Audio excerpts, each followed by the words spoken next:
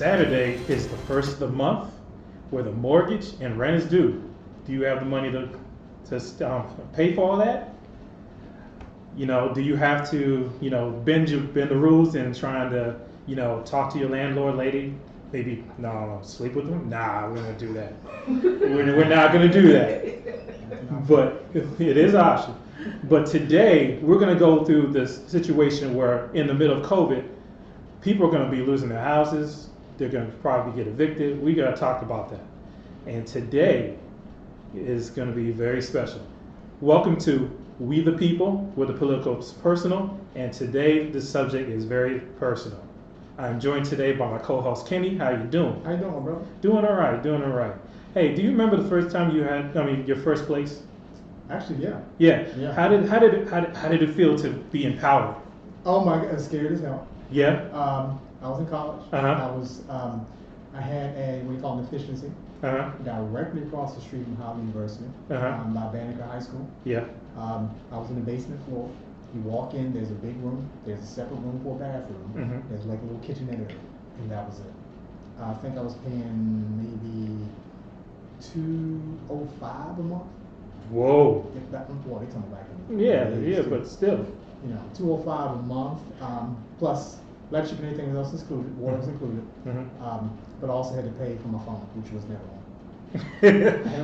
Hey, but you had a place to stay. I had a place, and I had a mattress on the floor, and I had a TV. That's all needed, right? And some dish detergent. Some soap. and some noodles. And a bunch of books that I couldn't read. So go ahead. I'm also joined by Michelle. How you doing? Great. How are you? Doing okay. Are you a homeowner? I am. How did it feel to, is this your first home? Yes. How did it feel to get that? Scary as hell. Yeah, it was something I always wanted. Finally did it. But oh my gosh, I was nervous because something breaks, it's on me now. So yeah, it was kind of scary. I'm getting used to it now. It's been 8 years. Yeah. So it's starting to kind of level out. But the first couple years, it was a serious adjustment. So you went into it on your own. You didn't have all by myself. Yeah. See, I went in with my wife, so I felt one of us lose a job. At least we got some income coming in. That would scare me. I was so scared, and that's why I put it off. Like I was. I mean, it's a big decision. Like I was among the last of my friends to do it because they were all paired up, and I'm like solo, and they're all like, "When do you get a house, Michelle?" I'm like, "When I get a second income." I finally was able to do it, and it's better now. I think it's the best decision I ever made, but it took some time to get used to it. Yeah. I understand that. I'm also joined by the producer, the one who's making this show run, Patricia. How you doing? Pretty good. Pretty good. Yeah, I'm just out here pushing buttons. That's it. Pushing buttons. Doing all right. Doing good. All right. She's gonna stay to put up buttons. Yeah. Keeps going. I would let you know that I'm your host, Aya. I forgot to mention that, but I'm gonna keep it moving. So, as this housing crisis is going to come up due to the CARES Act, ending, we're going to get to that in details. But I want to put a picture on how housing came to be for everybody. Going back way back when with the Great Depression, like way back when. Wow. Okay. Yeah. Well, just simply, the president at the time put out the New Deal, which was just we gotta make this middle class. We gotta stop making people broke, and we're gonna build all these houses over in the suburbs. We're gonna build in the suburbs, right. And it was only given to white people. The FHA, the Federal Housing Administration, right. They gave out all these houses back in there. Said, okay, build these houses. We're gonna tell your banker that we got them. So go ahead, lend that money, get that house. Right. And so it built all these houses. People got to live, got a way, to step up, be able to finance their kids' education, and everything else. Right. Everybody else, people of color, black people, still find your own way. Right. That came up where, in Detroit, people set up, we got the riots going on, and then all of a sudden, after the Civil Rights Act, after the Voting Rights Act, people were still shut out on places to live. So in April of '68, the president at the time, Lyndon B. Johnson, put out the Fair Housing Act, Right. which is allowing us, not to be discriminated on, our disability, Right. black, white, Right. So in other words, blacks didn't just have to live in the ghettos. Correct. If you can afford to live outside of that, you have an Yes. opportunity to. Yeah. Okay. Yeah. But did it solve the problem? I think it was a start. Yeah. Yeah. Now you got it documented. Yeah. So once it's documented as part of the Constitution now, then you start running with it. I guess my question is, did a lot of us aware of it, to take advantage of the opportunities over there? And then were there opportunities for us to move outside of those areas that we were living in because of low income, low wages and stuff like that? Could we afford those other places? Well, there was, people in that time could afford it. I mean, like there was chains like Duke Ellington and everything. Oh yeah, yes. They could afford it. Right. The problem was still that the banks still held the purse strings. Yeah. So they set up the rules. So didn't they actually have some rules in there that specifically said you cannot sell to a black person, and if you resell your house, you cannot resell it to a black person. And even after the Fair Housing Act came, my understanding is that some of those things even stayed on the books. So even though it was not enforced, Right. it was still literally it's still on the books to this day Right. in some areas where nobody's really abiding by that, Right. but it's still there. Yeah. I'm not surprised. I wouldn't be surprised. Yeah. I mean, it sounds like something. I'm sorry. Go ahead. No, go ahead. No, that was it. That was my fault. I'm surprised. I wouldn't be surprised if that was still in the books even today. Well, redlining, which is to break down redlining. Right. All right. So the government told the banks, here's a map. Right. Here's the places where you can lend to people, mostly white, all white people, and there's this area where in red you weren't supposed to give any loans to. Right. Or if you were to give them, you would have to charge them extra fees or Right. whatever. And so the spots were red. Mm-hmm. The result of that is, even though we made the same amount of money as our white counterparts, Right. we could not get the house at the same price, at the same rates. Now, since the term came to be, you couldn't discriminate on redlining, but the after effects of that was, you couldn't get out the hood. Right. Right. And we know if you ain't buying a house, you renting. Right.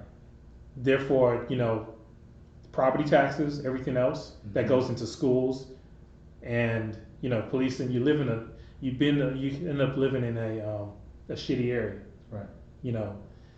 Because if you sort of try to look at crime and poverty, it's a direct result in the housing. There's no way you can upward. Okay. So I have a question because what was the cause? I mean, I think I know, but what was the reason why realtors and banks and all these people just weren't even showing you houses in specific areas because of your race? Why was that? Well, because they were telling people that if you sell to a black person, your property value is going up. Right. Yeah. So, and we didn't take care of stuff. We destroy stuff. We lazy. We're homeowners. Are homeowners. Yeah. They're different from renters. Mm-hmm. Now, if I had a nice house, I'd probably leery that I knew there were renters nearby. Like with this thing that's going on with these Airbnbs. Mm-hmm. I'm like, oh, okay, Then you don't want to really be in a college neighborhood either, where there's a lot of houses for college kids. It's like, well, damn, I know my property value, or it's going to go up because it's near college. Yeah. So it all depends. So it could be a double edge. You can work in your favor if you know how to work it. Yeah. But tax is going to be extremely high. Mm-hmm. But it's. I'm sorry. But I mean, they put fear in the white people, saying, if you rent near a black person, you're gonna lose your property value. Cool. So that went on as far as up to Wall Street. I think Coldwell Banker and some of those other bigger places. Those big corporations. They were actually had a hand in that as well. Yeah. So I think Wall Street had a hand in that too, that your value's going to go down and blah, blah, blah, blah. You don't want to build a business in this area. Mhm. Don't start business here, because that's why when you're choosing a business location, it's, you know, the demographics in the area has a lot to do with the type of business you're going to have. If you're a business where you don't have direct customers coming, of course you want to be the highest population zone. Yeah. But here's the crazy thing about it. Okay, you're telling these people, okay, your house is going to go down, so you got to sell at whatever price you're going to get. You sold it to the bank. The bank in turn uses that property, sells it back to actually black people in that area, but for 2 times as much. So black people in the area, they're using 70% of their own income Right. to Wow. live in that house. And then when white flight happens, then I guess can the banks go in and buy the house for less than what it was worth originally, because now it has flipped. Well, Yeah. that's Yeah. really Yeah. Well, yeah, gentrification yeah. happens too. Mhm. Yeah, because you're out there struggling just to make your mortgage payments, which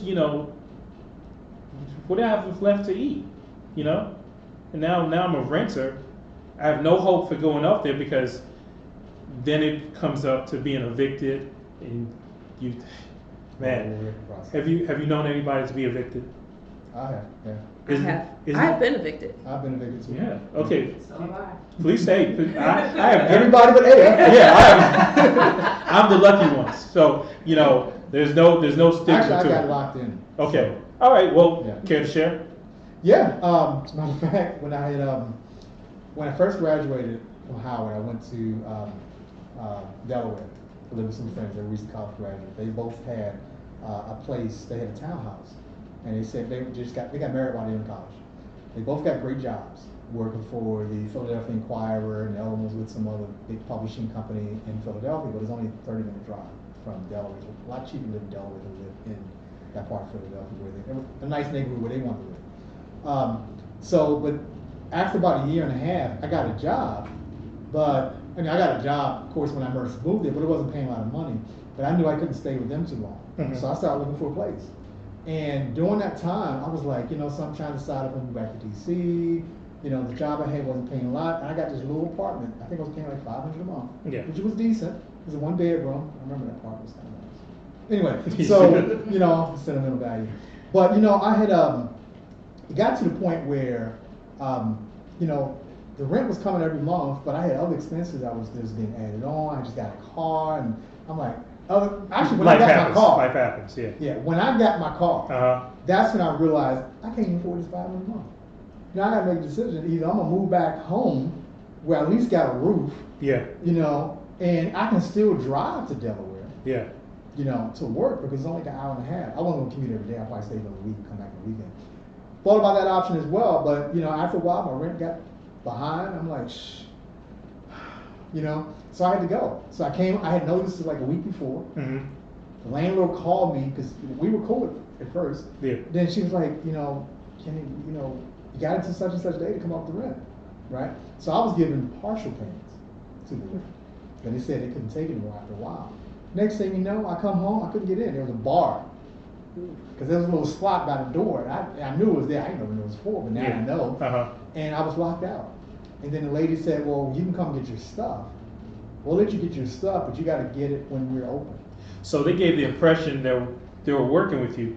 Well, they did work with me. Okay. This went on for about maybe 2 months. Okay. But I was getting partial payments. Yeah. I was really trying to save my car. And they have a mortgage. Yeah, and they have a mortgage they got to worry about. So, well, I don't know. Was it corporate? Or was it mom and pop? It was just a management company. Okay. So they had the responsibility. Their job was to keep people in this one. They probably had people lined up trying to get in that were going to probably pay better than I was. Yeah. So yes, I saw the business decision. I understood it. I knew I was late. I knew I was going to be possibly evicted if I don't come up with the money. Yeah. But then I had this pride thing. I'm going to ask somebody for money, and I'm like, I don't want anybody to know I was late. But I knew they didn't lock out in Delaware. Yeah. They didn't lock people out. I'm sorry, they didn't put stuff on the street because of pollution and all the other stuff. They wouldn't do that. Yeah. When I heard that, I'm like, they don't lock me out. They don't lock me out. They don't lock me out. That day I came home from work. They sure did. Yeah, okay. I actually had to go to a hotel that night. Wow, man. that could be. And I didn't get paid to that Friday, so I had to go to a hotel. Part of my rent was being spent at the hotel. The money that I was going to use, and I finally got some money. I finally came with money. They said, well, you come up and pay your back rent, then we'll let you get your stuff out. But I had to get it the same day to get the truck. Yeah, that's the challenging time. That is the challenging. I did it to myself, so it's not like I can blame nobody. Hey, but still, you know, decisions made. Some, you know, you still in the end result you were evicted. Yeah, Michelle, tell me your eviction story. I'm curious. I want to know how could this Put it all out there. Yeah. It was stupid, really. I just had some obnoxious friends, and they came over and they did some obnoxious things at the apartment complex. And everyone knew that they were my obnoxious friends. So after the obnoxiousness happened, I got a note from the landlord. And he said, yeah, Doug was he was the facilities dude. Doug's gonna come over with a note. You need to sign it, and then I need you to go. And how much time did he give you? I had like a week. So, you know, and I was, you weren't playing. No, So he you wasn't gotta playing. And I had nothing to do. I mean, I was at home in bed when all of this happened, but they were on their way over to visit me. So, stupid Wow. kid So stuff. hers wasn't So, bad. yeah, and I didn't even think, I just signed what dude brought over. Right. So, you know, Because they probably would have still had to go through the courts. yeah, really yeah, evict you, but yeah, yeah. they And took the easy route. that's like rule number one, everybody. If someone gives you something to sign, don't just sign anything without reading it. Yeah. Yeah. Well, Because, you know, I'd have been in a better position if I had said, no, I'm not signing anything. But I went ahead and signed it, and, you know. And you could have went for the judge, and they would have like, nah, it's not worth it kicking you out. Yeah. Especially if you're paying the rent. Yeah, and I was paying my rent on And it was time. the first offense, right? Yeah, I hadn't, yeah. So I didn't get along with the landlord. but what you don't know, you don't know. Yeah, Right. so, you know, I learned a lesson. But I had plenty of, you know, non-obnoxious friends, so they all came and helped me move, and, Yeah. you know, I was able to stay with someone for a week and found another place and moved on. Be But careful who you hang out with. yeah, seriously. Yeah, watch your friends. Watch your friends. Or people. Watch people. Right. Yeah. All right, Patricia. All right, I heard your hand Your go up. turn. You're Well, up. do you want eviction or foreclosure? No, we're gonna talk about eviction Oh, for now, okay. but foreclosure, I'm interested in that, but I want to hear the eviction part. Eviction, it was helping out family and got behind and couldn't catch up. So, and I went to try to catch up, and I finally had the money to can y'all hear me? Yes, I Okay. can. Yeah. And I finally had the money to catch up, and they said, "Oh, we can't take it." And so she said, I think I had a week, 2 weeks to get out or something like that. And so I had to go. Instead of it going was- to court. Yeah. Yeah. Because going to court, it would have showed up on your record. Right, and she said to credit, so. prevent it from showing up on, that's what she said. So I ended up having to move out and try to find another place within 2 weeks, and I had a lot of stuff, y'all. A lot of stuff. I was not trying to go. Yeah. Yeah. So, You were comfortable. You know, there's so many reasons why people get evicted, and a lot of it's not for their own. Obviously, you know, it could be somebody else screwing with you, can be somebody you're trying to help, and then there's somebody, you know, you have to take care of yourself. Just trying to take care of that car. Yeah. More than a minute. So You know, it could be multiple reasons. So you can't put a scarlet letter on, you know, saying, you know, but when you apply for that next place to rent, Yeah. that question says, have you been evicted? And you'd be like, oh my goodness, I gotta explain, and who knows, that could be the disqualifying factor. that's like just asking, do I have a felony?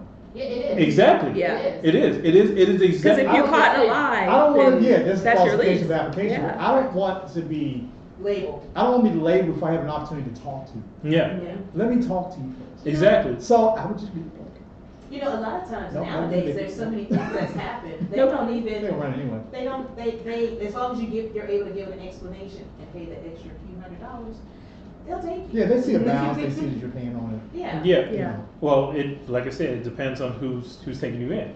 But And also if it went through the court, because if Right. it's all off the books, then Right. you can pretty much say whatever you want, Pretty much. as Yeah. long as, you know, if you have to leave a reference number, make sure they're calling someone friendly. Right. So, yeah. Well, the reason the eviction is so important now, because right now the CARES Act that was passed because of COVID, Expired today. right? it's, you know, today it expired. And a part of that CARES Act was a moratorium, which means that if you were renting or had a mortgage that was federally backed by FHA, Federal Housing Administration, you had a deferment. Like you couldn't pay your rent, but the rent was still due. Right. You know, even if you owe those 2 months back. If your landlord received any CARES funding, you cannot be kicked out. Right. So sort of trying to give you some time to take care of what So you need to who's get. keeping track of that? Is that the state or the federal government? The feds, well, if you're looking at, Because the state is ones who can evict you, not the federal government. no, So even though those places have received funding, and I'm thinking that maybe, I don't know, but do you feel that some of those landlords just chose not to get that funding for that very reason? absolutely. Like, so they could kick people out? Yeah, because I can get renters in here, it's gonna be long-term, at least 12 months with that. This CARES Act, that's maybe $10,000, whatever, you know what I'm saying? But I'd rather have the rent. Yeah, well, according to, there's this place called Princeton Eviction Lab, and they said on average every year 1 million people are evicted, Across the country. Across the country. Okay. Now, with that said, of course, what you said, they expected somebody else to come in with no problem. Right. But because of this CARES Act, coming off the books, they're talking about 28 million. Yeah. So for them to not work with that person and expect somebody else to fall in line other than that, Right. Does anybody have the money to, like, are people looking for places now? That's what I'm wondering. It's like, if you're going to kick somebody everything out, is like, scarce. is there somebody else, like, in line to take that spot? Even working on your job, you don't know if something's gonna happen with this corona thing, and I'm sure your job, wherever you're working for, has a customer base. mm-hmm. No matter what industry you're in, you have customers you're working for, non-profit, or the government. Yeah. Like teachers, police officers, you understand? So civil service workers, right? Yeah. So they pretty much have a steady paycheck regardless. Yes. Right? So unless you're doing that, you work for corporate America somewhere, Mm-hmm. or private industry, both.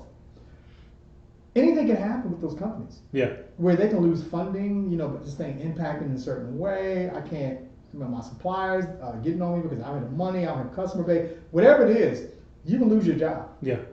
So losing your job could mean, one, you can lose your house or Yeah. your place of Place of living. living. So that is a problem straight across the board. To answer your question, I don't know.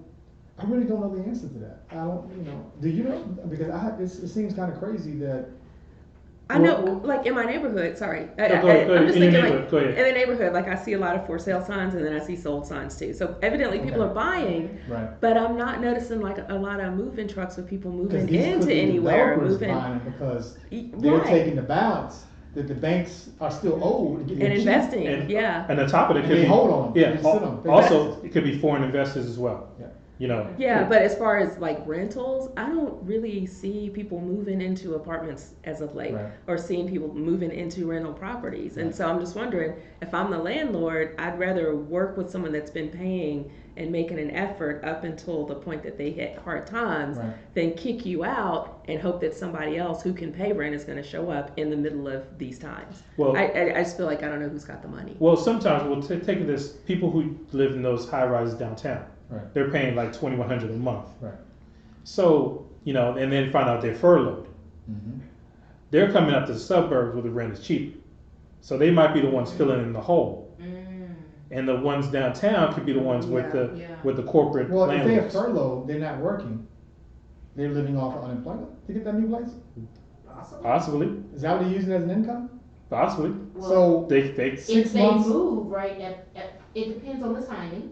If you move, Okay. if you move right at the right time, you still Nothing are, shows up anyway. right, and you still have the pay stubs from your old job. So you move into this new place, you With gotta put at least service 1 month tax. up front, plus maybe $250 Yeah. as a deposit. Yeah. Okay. You could skate by because Yeah. you were making an extra $600. Okay, so you're And- saying you move because your income changed, or you moving because? Yeah, I mean, you're moving from paying 2,100 to 1,000. Well, So that's not- you cut your payment, your rent in half. Then you still gotta worry about next month. Yeah, but if unemployment, you're on unemployment with your extra So $600. everybody's on hope and credit right now. Yeah, Right. and another factor is they're probably filling in the hole for people who have undocumented relatives, like people who are undocumented. This is another layer. Right. There's some people who are probably, they know there are steps to not be evicted, but they're too scared to go through that process. Because they don't want to get caught in or it. somebody being deported or whatever. So they're probably self-evicted. So you're saying they're leaving on their own? They leave it on their own. They're trying to find, they're trying to avoid being caught up. there's a lot of lack of knowledge of what their rights are. Right. There was, that reminds me, Michelle, there was like, in Texas, wasn't there like a group? So there's Texas Tenants Union. Okay. And actually, like, they helped me out a lot. The very first apartment that I moved in when I moved to Texas, when I went to move out, my landlord withheld my deposit. And I knew that I left the place probably cleaner than when I moved in. I didn't break anything, but she made up a whole bunch of stuff saying, I'm not giving you your money, you destroyed the place, blah, blah, blah. I knew I hadn't. She had sent her, oh yeah. And she had sent her grandson to check the place out when I handed over the keys. And he said, oh yeah, this place is great. And so I went to someone told me about Texas Tenants Union. They're free. I don't know if they still meet every Wednesday at 7, but I went to the meeting. You wait in line because it's a long line of people. But, the woman that was there, she, walked me through everything that I needed to do. And actually walked me through suing that landlady to get my deposit. Wow. Plus damages. Yeah. She was not happy. But I got my money. Yeah. But it's, Texas Tenants Union. If you're a renter. You weren't the first person. Yeah. You weren't the first person. She did that too. Oh, I couldn't have been. No. Yeah. But she was horrible. But nationwide, I mean, since this is a big topic, there are lawyers across the nation doing this pro bono work, trying to make sure people don't get evicted.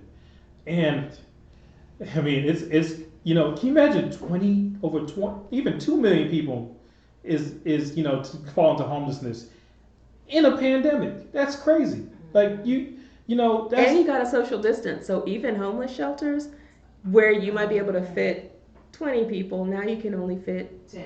Yeah.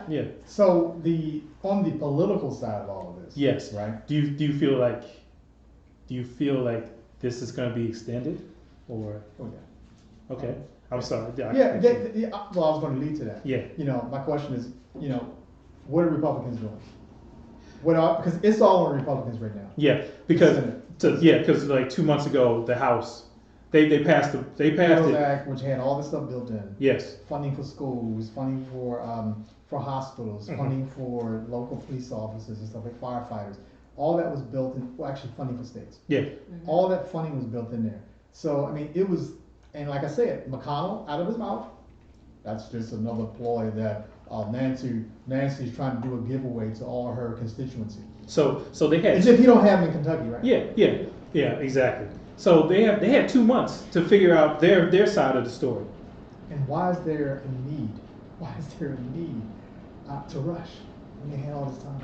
Yeah. They didn't take it seriously. Yeah, they did. They were hoping the economy would change and they can justify it. They was hoping those employment numbers would change and really drop. So they said, oh, we ain't gonna get no money, especially with the unemployment. Oh no, unemployment, because I think according to the federal something, that when unemployment reaches a certain point, the federal government has to jump in. That was something that Ryan signed when he was in Congress. Wait a minute. Paul Ryan. Paul Ryan. Okay, the former Speaker of the House. Yes. Okay. He pushed that when they were in control. And I believe it was in 2013, because the feds had took away the extra 13 weeks of unemployment. Yeah. So what they did was they signed something in law. The only way the federal government, it was an automatic thing. It automatically kicks in when unemployment reaches a certain height. Yeah. I don't know what it is, maybe it's 10.5. I know we just under that right now. Just under it, yeah. But we got a whole lot of other stuff. We got this pandemic going on too, so you got to consider all of that. Yeah. That's why the Senate right now is like, we got options here with unemployment. You know what I'm saying? By law, we can hold off and not give any extra money. But the automatic thing will kick in where the states can extend it. They have a right to extend it another 13 weeks and get partially reimbursed from the federal government. But this extra money, that $600, that's coming directly from the feds. Yeah. So even though the state is paying it, they'll go back and reimburse it from the government. Yeah. But it's crazy. They were supposed to come out with their plan for this past week. They couldn't come up. They couldn't agree Thursday. Yeah. And then Friday said, "Well, we're going home. We'll come back Monday." Yeah, like they couldn't figure it out amongst themselves. But they did agree on the CARES Act 2. Okay. They did agree that there will be a stimulus, but there's no details as to how much and who's going to be qualified. So they're trying to say that people under 40, making under 40,000 a year, will automatically qualify for the 1,200. They did say that's going to happen. There is going to be no stimulus check, but it could be $200. you know, Nobody know. you know, it's And cra- when is it gonna happen? Do they? They're gonna decide, they're supposed to lay it all out early next week, which this week should be probably, I'm thinking by Tuesday. You know. Next Tuesday. And those of us that didn't get the first one, we're still. There's stuck. stipulations for that. Now, they did say I something still that, didn't get the first one. they did say that some of those people didn't get the first Yeah. one. There was something you have to do to get it. well, dead people got it. Dead people got it, and Wow. you're supposed to go online. I tried to go online to Yeah. do that, and then they said, they gave me an error about my information was already entered or already there. So, yeah, because you have to do like a So it's fake. like 18,000 Patricia Thomas. You mean million? There's, Oh, yeah. You ever speaking of 1,200? You know how they you know how they calculate? Yeah, I people heard there? about They it. do Yeah, that. go ahead and explain it, because I heard about it. Okay, the federal minimum wage is $7.50. Right, that's what it is. I don't know who can live off of that.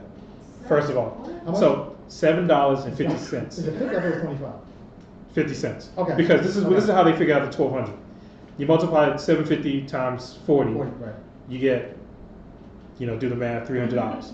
Multiply that 4 times, that's $1,200. That's right, that's right. So Get out of here. yeah, so Get out so of here. they think you can live minimum wage for a month. On $7.50. Yeah. And they're balking about extending that. Yes. That's what I don't get. Like, Now they now, got a problem with it. Now I feel that any money coming back to me via unemployment or the $1,200, Right, that is my money because I worked hard. I put money in the system. right, Do not no. Like this is my money. This is my money. right. I put in the system as we the people should be served back. Not feel like they're doing us a favor. This is not doing us a favor. This is what we're entitled to have. I think that they should, you gotta raise taxes to pay this money back. Yeah. And that's what whoever the next president's gonna have to push for that. Because if not, then the Yeah. next generation will have to pay for it a long time, long term. Well, Yeah. Trump raised taxes, but raised taxes on who? Well, he didn't really raise taxes. The tax cut. Well, The tax cut, but yeah. it did raise taxes on people, certain group, like, cause I know for me, I'm paying more. So the jobs and tax cuts of 2017, what it did, they allowed certain entitlements to Right. for a higher tax bracket. Mhm. But if if you didn't like have a home, Mm-hmm. it affects you a certain different way. It did. Yeah, Yes, and it if you did. had a house in a different part of the country, you didn't have the benefits of erasing property taxes. Right. Right. Lowering So the your fees. itemization's just. Yeah, it Yes. was And I wiped think out. it was something that expired, that they allowed. There was a certain cut Yes. that was Yes. expired Yes, it when that bill was, came it out. was, Mhm. They just let it expire, because Right. they came up with the new one. Yeah. right. So that's probably why taxes appear to be going up. Yeah. Yes, it does, But- for the middle class. Yeah, for the middle class. The average person. Yeah, like if you have a home, Mm-hmm. you can't. If you don't have a home, you can't. Get credit for your property taxes. Correct. Unless you're a landlord, and that's all different ballgame. Right. Check with your tax professional, of course. But also in that tax cut in 2017, they added something called opportunity zones. So HUD, the Housing and Urban Development, under Ben Constant, Brother Ben. Uncle Ben? I was like, No, Brother Ben. See, we won't, because no more Uncle Ben, because that's no longer a thing now. They take it away. Uncle Ben is gone. Him and Aunt Jemima are just out the door. Yes. And you feel hurt. You got history. You got the memories. You can sing with that. Anyway, opportunity zones are little areas in the country that are supposed to encourage people who have, maybe sold a house or sold stocks to not to pocket that money and be taxed on it, but defer that money into a fund that in either so many parts of the country to spur economic development. So, question on these opportunity zones, did they look like the red zones that you talked about earlier? They can include the red zones that were already there, but there are certain areas that are affluent, but specifically was tied to the red zones. So Okay. that's a good question. So those same neighborhoods? Yes. A lot of them A lot of them affected. are affected by this. So it's supposedly to say we're sorry, but not really sorry. Mm-hmm. For screwing your generational wealth. Right. So it's like not reconstruction. What's the word I'm looking for? Reparations. It's like reparations. No. Yeah, I think it's reparations. No, it's not yeah. that because like if you have this money that you want, so the ideal thing is you put in a fund which goes into either repairing or improving the area. And if you keep your money into the zone 5 to 10 years, you can pull out your initial investment, but the money that you make out of it, wherever you sold the property, whatever, you get to keep the proceeds. Now, if you have what it also does is that it tells people who actually have houses in that area, blighted areas, that there's going to be economic investment. Your house value could go up, Right. and it's making everything look nice. Which is supposed to be a win-win with the people there or not. But who wins? Who wins? Definitely the investors. That's what I'm saying. So the average common person that's hoping to get unemployment, Yes. right? Mhm. That's hoping to get an extension on this thing where I can't get evicted. Yeah. There's no benefit to them. No. In fact, those In people fact- don't even have money to invest. They're worried about putting food on the table and keeping the lights on. Yeah. So is it really a help? But I think it's just something they just called it something and they boosting it to get. I mean, it's going to attract certain people. But I actually in this day and time, honestly, and I'm being real cynical, I know I am. In this day and time, I don't see who would even want to invest. Well, here's the thing. Does if you are lucky to make it out the hood, or if you have some influence, are you going to come back to the hood and invest in the hood? Now there's a vehicle that does that. Okay, I see what you're saying. Yeah. So if I were, because I grew up in the hood, Mm-hmm. I haven't gone back yet, But if I were to go back, yeah, I would like to invest in the city that I grew up in, the neighborhood I grew up in. Yeah, I would. Yeah. But today, Mm-hmm. even if I had the means to do it, I wouldn't do it today. Because there are people probably in that same neighborhood that still can't pay their rent. Yeah. That's still struggling. You know what I'm saying? So I think I'd rather take care of the majority of the people in that neighborhood who are struggling. Yeah. Half of them can't even find jobs because there's no job. The job probably was eliminated. So, but it's just me being cynical. It's called Cynical Sunday. But there's also another thing that just came out this week that's coordinate those areas. So there was a bipartisan act done in the previous session, congressional session, Okay. where people in the opportunity zones are going to receive a housing voucher. It was just announced this week. To purchase a home. To purchase a home outside of the opportunity zone. So take the money and get out. Pretty much. Basically. So and go where? Well, they promoted saying, now you have a chance to go to the schools that you should go to, have a way out of poverty. Right. By this housing voucher, you can take this housing voucher and then put it into a nice house. And I don't know what the details on this. Like, will they keep giving you money like Section 8? Right. Also, by the way, side note, Section 8, the deadline for between the CARES Act is in middle of August. So you guys are safe. But they ain't paying like $20 a month. So. No, some actually pay if they have jobs.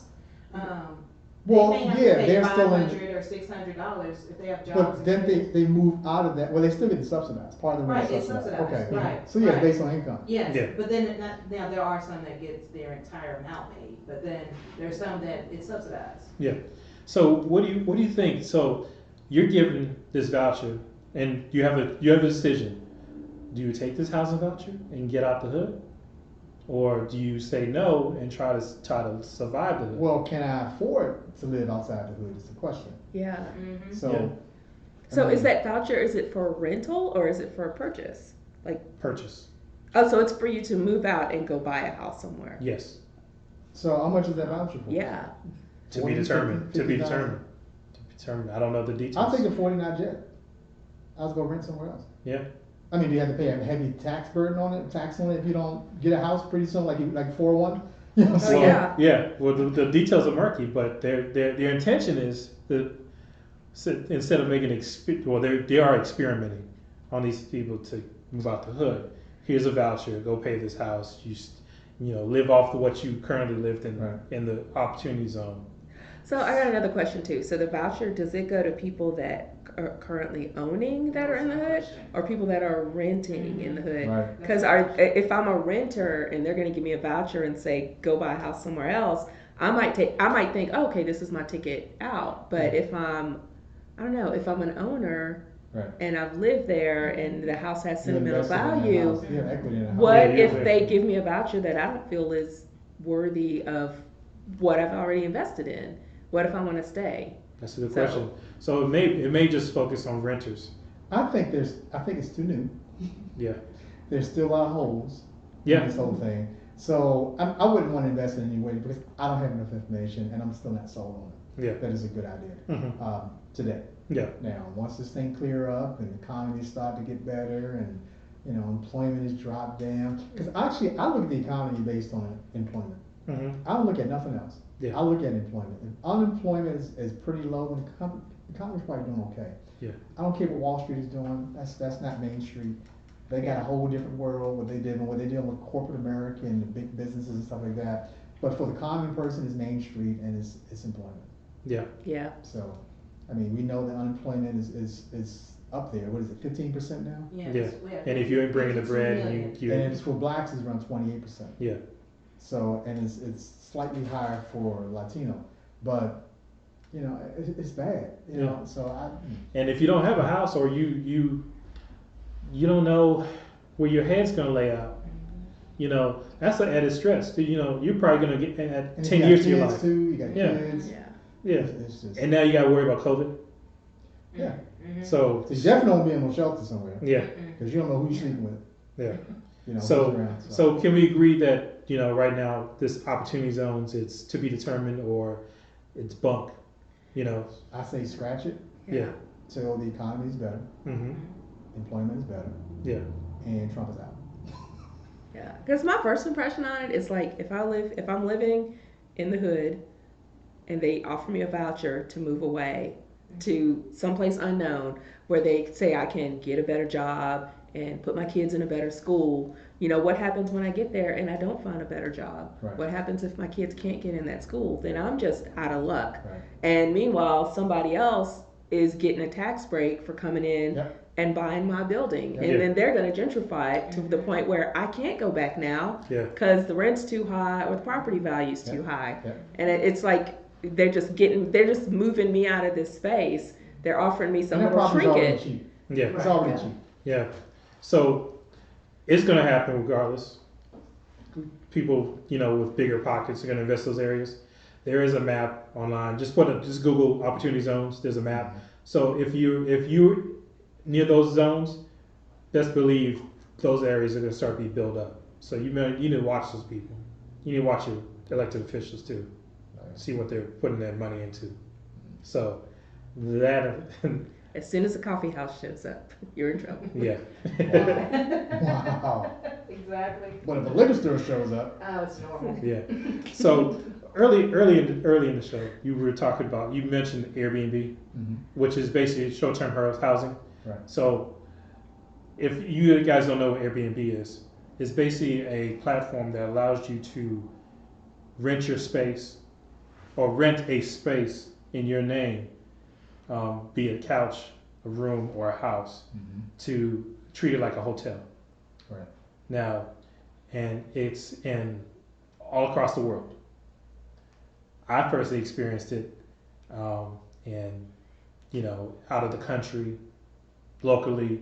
There was this one house in El Paso. It was like one of those old Playboy mansion type of houses, little fun boy houses. So we were renting the room, Right. and they gave us access to the hot tub. It was nice. I felt a little special. Yeah. That's a bunny house. I didn't get the bunnies. though. Okay. I didn't get the bunnies. Stuff like that. But my question is, I know I've been a renter. I know I've rented Airbnbs. Is it a good thing for somebody trying to build their wealth? Is it good for the community? Who's taking that one first? Michelle, do you have thoughts on it? Okay, so I've been an Airbnb host. Okay. I think it's a good experience. I like meeting new people. I enjoyed hosting. I got to meet people from all over the world. So I have them in my home. So I've got like a spare bedroom that I actually hosted, and then I've got a studio in the backyard that I actually let people rent. And so I feel like if you're doing it in your home, I think it's a good thing. I live in a pretty modest neighborhood, so I would not feel good investing in like another house and then renting that out as an Airbnb because I feel like everybody in my neighborhood is of a certain working class, and I think that making it an Airbnb, even though it make me a lot of money, it would price it out of the reach of people that live and work in that community. Right. So I don't feel comfortable buying up a bunch of property to Airbnb out if it's in a neighborhood where it's a working neighborhood. Right. But like if it's a destination, like a little cabin on the lake or something like that. If I had the money to buy that and then Airbnb it out, I would do that. I wouldn't have a problem with that. So do you think that the federal government should regulate like they regulate hotels? Because this is a hotel.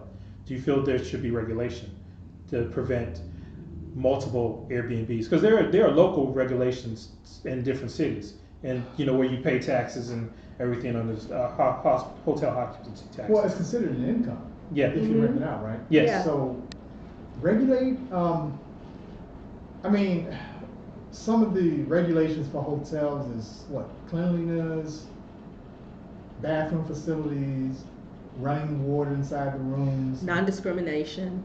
non-discrimination, room for a fair amount for people with disabilities, But stuff like that. But as far as zoning, like if you think about zoning, you think about hotels.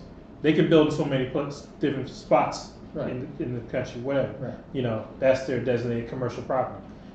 If I got all these Airbnbs going on in a certain location and possibly preventing somebody buying a house. I would probably have a problem with it if I owned a home right now. Because I don't know if my neighbors, if they're actually renting their house up. I don't know what type of people I don't know what their credit check is, what their process is, to make sure these people who are coming in are worthy.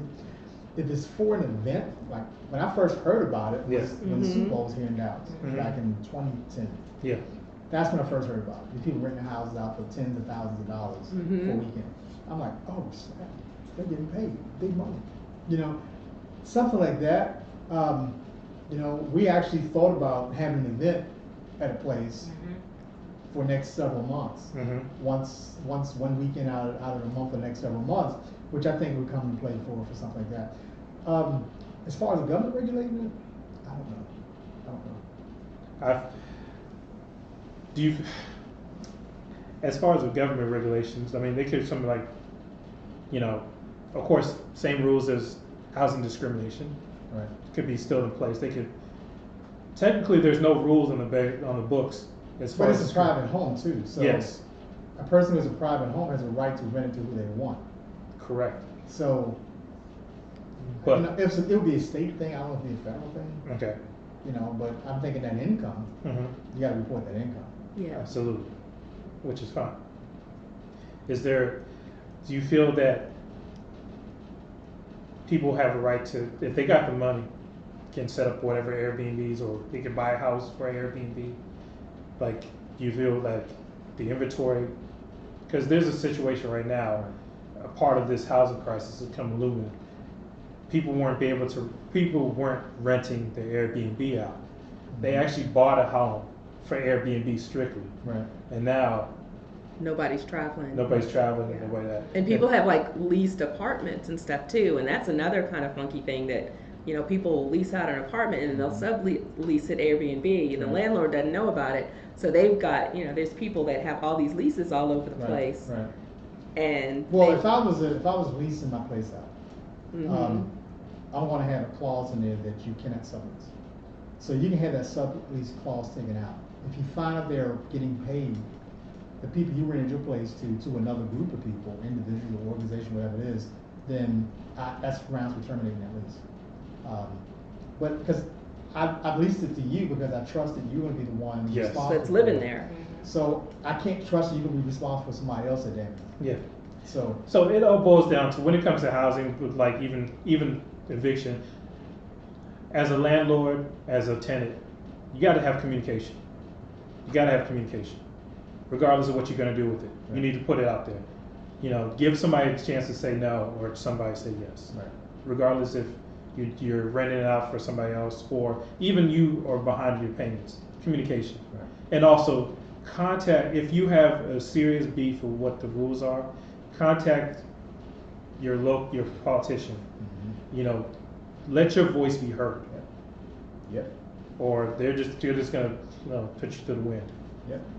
This We'll is, find out if there's a tenants union somewhere. I mean, there's Texas tenants union here, but yes, school Other tenants states. union, yes, cross country. Also landlords, check with HUD.com/COVID and find out what the rules are in this current pandemic. Yep. Moving on, we want to talk about voting, because this is all under the umbrella of hearing your voice. Now, the late John Lewis passed away. It was, he's a pioneer. He's lying in state tomorrow. Yes, yes. They had another ceremony. I think they put him the Pettis Bridge. Yes, Yes, the Pettis Bridge. Well, it started yesterday for 6 days. Yes. Kenny, you had a story about this in ties of voting. Yeah, it's I was watching a documentary this weekend, and it was pretty powerful for me. So everyone, if you don't know who John Lewis is one of the original freedom riders back in the 60s. He met with Martin Luther King when he was like 19 years old. He's originally from Troy, Alabama. Moved to Alabama, several years working as an activist, pushing for voting rights throughout the South. He also was someone who had ran for Congress in, I think, '84. That's when he first came into Congress. But there's a story about his ancestry, because make sure I get the story right. In 1865, matter of fact, in December 1865, that was when every state in the South, every slave was free at that point, through the 13th Amendment. His family, his great, I don't know how many greats, but a few greats, I think it's his grandfather's father, right, who was a slave, had married a woman in slavery, but that didn't count. They did the jump to broom ceremony, but the first thing they did was a couple days after they had became free, they rushed and got married, because now it's legal. That's something they did, right? They had the wherewithal to get married. Okay, 2 years later, in 1867, and that was after the 14th and the 15th Amendment meant that black men, because you're a citizen now, black men can go out and vote. His great-great-grandfather was one of the very first former slaves to register to vote. Wow. And between 1867 and when the Voting Rights Bill came out in 1965, no one in his family voted. He was the first one. He himself was the first one to register to vote in the South in his family. That is a profound story. So when he found out, discovered all this is what his ancestors did. It was through this thing with Lewis Gates, when he's tracking his ancestry. He said, it must be my genes for him to go out and push and vote. And he's the last civil rights worker of the the big ones, the important ones, well, not important, all important, to survive. And he just passed away last week. That's a powerful story. That is powerful. That's something to say about voting. I mean, so many people were trying to prevent the black vote. So many people, so you gotta wonder, even if viewers that are watching this, it's the vote meeting, blah, blah, blah, stop listening to the rhetoric. If so many people are trying to stop you from doing it, it has to be important. Find out why. Find out why so many people, even today, why is it that a lot of these politicians do not want you to vote? They're trying to suppress the vote. They're doing everything they can, put up all these rules and laws and blah, blah, blah, blah, just to stop you from voting. You gotta do your research. Yes. Even if you don't know who the candidates are. Exercise is a basic fundamental right. There was a website somebody shared to me. Shawnee, thank you. Okay. Yes, it is vote. Yes, sorry. Votesmart.org/galaxy. Now, that's a one way. That's one of many places you can search for candidates. This website is alone. Right. Let you put in your zip code, and then it'll tell you who represents you. And then there's a category where you pick a topic, Right. what it means to you. Right. In this case, you can look up housing Okay. and see what bills they voted on in regards to housing and their Wow. position as well. Wow. So once again, that's votesmart.org/galaxy. Thank you, Sean. Good information. Yeah. And then another thing about voting that's important, November 3rd is the special day, but there's early voting. There was an experiment done by a national news agency where they tested people doing absentee ballots, and they found a whole bunch of problems with it. Right. And so the suggestion is give yourself 14 days to put in the mail, but Which is the same thing as mailing, yeah. It's yeah, almost the same 14 thing. days, Yeah. but I wouldn't even trust that. Like, if you got early voting that starts 2 weeks before, make your voting day October 20th. Yep. If you know who you're voting for, Yep. don't waste any time. Yep. And it's more likely it's going to be safe because November 3rd coming along and we still got this pandemic going on. Yeah. There's going to be long lines. You've probably seen it in the news all over and stuff like that. It's fun. That's why these people under the current administration is trying to get everybody back to work, of course, without any jobs out there, of course. But if everybody's working, it's a slim chance you might not be able to get off your job to go vote. Bottom line is, if this pandemic is still going on and people still not in the workplace, everybody's going to show up, Yeah. regardless. Yes. Keep your distances, put your mask on, put your shields on, wear your gloves, whatever you got to do. Line up. If it Yeah. take your little chair, you take them to the baseball game, the football game. I think there will be over 200 million people voting. It's gonna be a record. It's gonna be a record. Yeah. Even with early voting. Yes. You're gonna see people in wheelchairs. You can see, everybody's gonna be out there, which is Yeah. fine. Yeah, it's fine. Because we need participation anyway. Yep. We got to make a change. Yeah. And if I can say something real quick, Go ahead. I'm getting some T-shirts made, some new T-shirts, and these shirts, and I'm probably plagiarizing off somebody else. I didn't hear nobody else doing it, but I'm gonna do it anyway. It's gonna be called, on a shirt, it's gonna be in the model of the same framework as Black Lives Matter. It's gonna be Black Voters Matter. So I'm getting these shirts printed up probably within the next couple of weeks, and I will be selling them for Well, a reasonable price. is it Sign going to me be? up, I want one. Wow. Is it going to be through KMWi-Media.com? It's gonna be us paying for it.